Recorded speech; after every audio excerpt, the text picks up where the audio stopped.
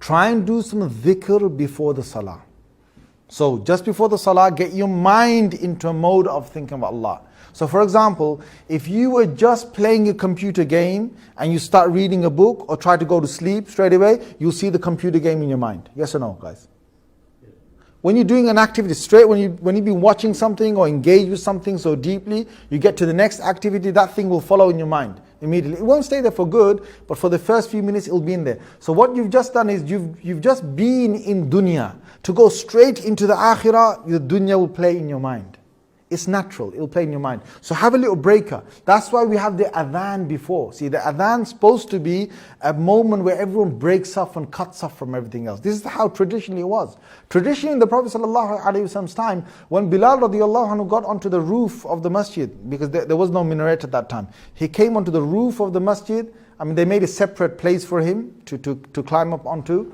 Or when before that he gave it from outside of the masjid. When he said, Allahu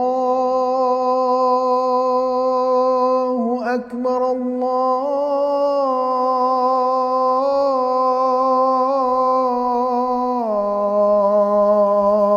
Akbar. When they heard that in Medina, everyone dropped whatever they had. Sellers, they dropped what they had to. Buyers dropped it, what they had to. People working their fields just left it. And they walked off. And they listened to the adhan. أشهد أن لا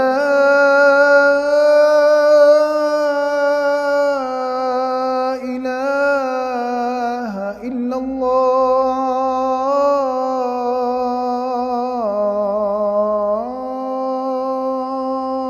And they're hearing the beautiful sound of Bilal. I don't know how Bilal radiallahu anhu used to do it. I'm just doing whatever adhan I can at this moment.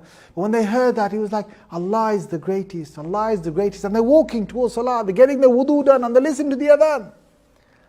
Allah is the greatest. And then Rasulullah sallallahu alayhi wasallam, he's been mentioned in Allah. Allah's mentioned first that we bear witness that Allah is the only God. We say, Ashhadu an la ilaha illallah. And then Rasulullah sallallahu alayhi wasallam mentions there, Ashhadu anna Muhammadan Rasulullah.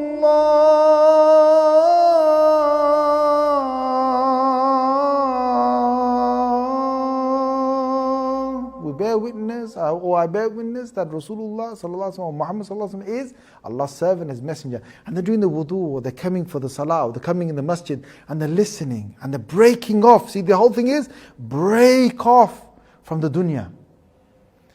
Hayya ala salah.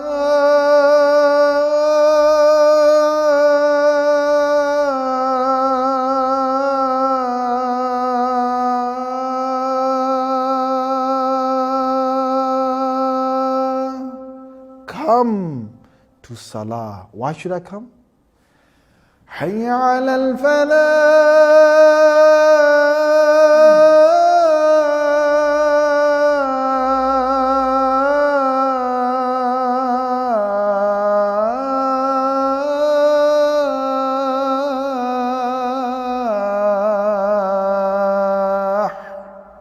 Come to your success. Come to success. And the last thing before that, and beautiful, just Allah is the greatest, a breaker from everything. In between, it was about statement about Allah, statement of the Prophet ﷺ, statement about the salah, three things.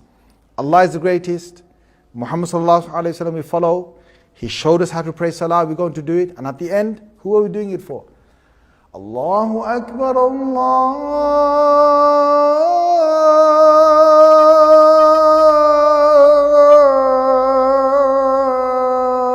Akbar, La